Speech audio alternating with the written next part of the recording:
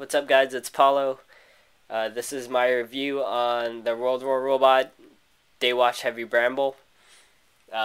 This is an IDW exclusive. You could only pre-order it online, and you had to pick it up at Comic-Con.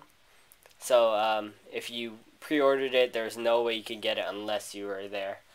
But this is the box it came in.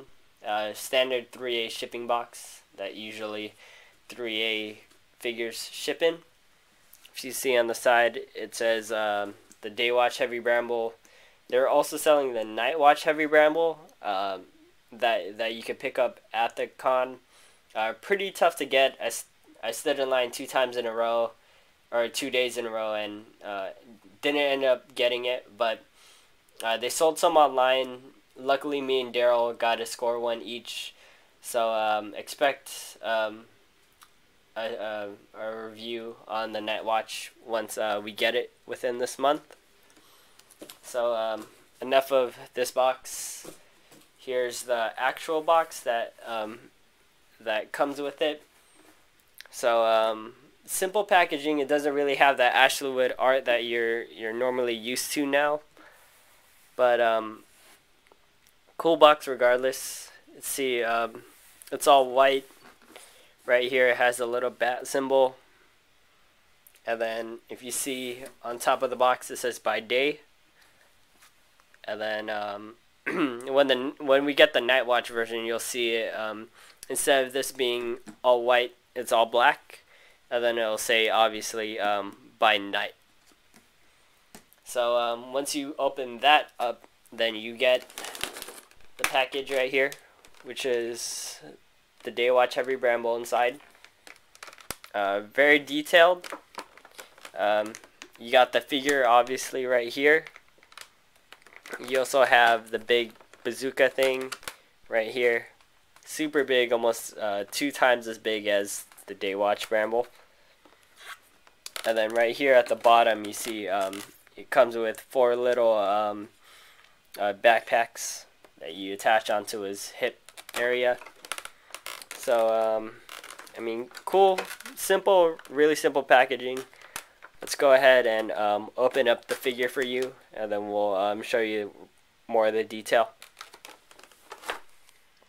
So here he is out of the package, all assembled. Very huge figure. He's all white, but he still has that weathering detail on him.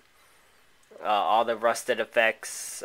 Dirt still on his backpacks, even though they're still white.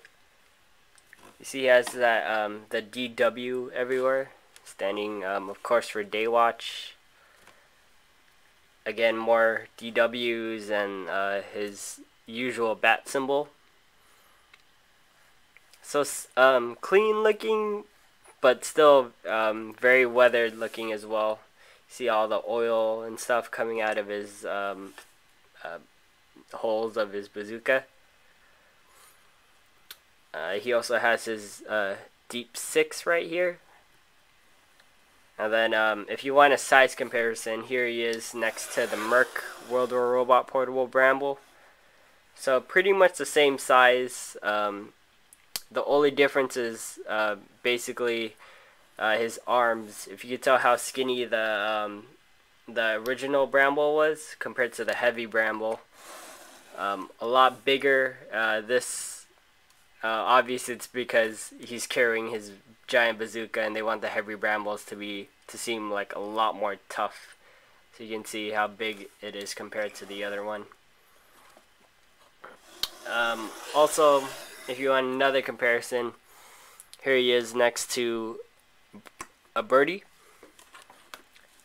Towers over the birdie, obviously because these birdies are supposed to be a lot more human-sized. But I mean, cool looking with each other. And if you want something a little bigger in scale, then here is a large Martin from World War Robot Portable. Large Martin still a lot bigger. The cannon definitely makes up for the height difference of the figure. And yeah, main difference between this Bramble and the other Bramble, the arms, as well as this big gigantic cannon. So this thing has a good amount of weight to it. Some people are complaining about having a dent here. There's a dent on mine, but I mean it's really not noticeable at all. Usually something like this would bug me, but seriously, it really doesn't affect the figure at all too much. If you can see here, he has more of that oil kind of detailing in the back, and they have these little panels right here, not closable, just like the 1/6 version. Feels really fragile, so you really want to be careful about displaying your heavy Bramble so you don't accidentally break these things off. If you want to see how tall it is, it's very tall compared to the figure itself, almost 2 times as tall. So very big cannon. As far as articulation goes, same thing as the original Bramble and most 3A figures. Head is on a ball joint, so you can get him in a lot of motions. There's a lot of paint on the figure, so you really have to work it to get it out of the joint. But once you get it out, for the most part, it's pretty easy to kind of pose. His arms are also on ball joints, so you can get them in a few poses. He has a swivel right here, and then also his arm can move down and then up. He has a wrist swivel as well. I believe it's supposed to be 2 places here, but there's a lot of paint right here. I really had to force this arm or this hand to come out so that it'd be movable, but very scary to do. Again, be careful about that. Also, something that some people are complaining about on the 3A forums are the fingers. They're all individually articulated, just like most 3A robot figures. Very cool looking. But some people are complaining that their fingers are falling off and etc. Hasn't happened to mine. Hopefully it doesn't. But again, here's the finger articulation. Very cool. He also has waist articulation. Haven't done it on mine yet, but I'm pretty sure it does. It's very stiff right now, again because of that white paint they used. His hips have ball joint things here, so you can get a good amount of poses with his legs. He can bend at the knee as well. And then his foot also has a ball joint on there, so you can get some good amount of articulation as well. So again, for a hefty looking robot, he has a good amount of articulation. His fingers very articulated as well. And for about I think I got this for like $65 not a bad deal, especially because he comes with this huge cannon thing.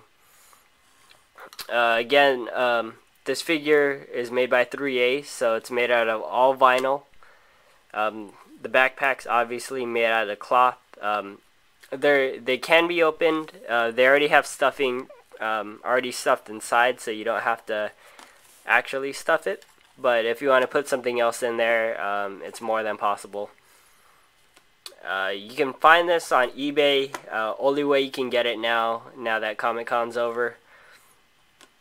Right now, I believe it's going for around either $100 to $150 is usually the price it goes for. Again, my Night Watch is coming pretty soon, so expect a review on that coming soon. I definitely would suggest it if you can find it for a good price. And I guess that's it. So I'll catch you guys with my next review. Later, guys.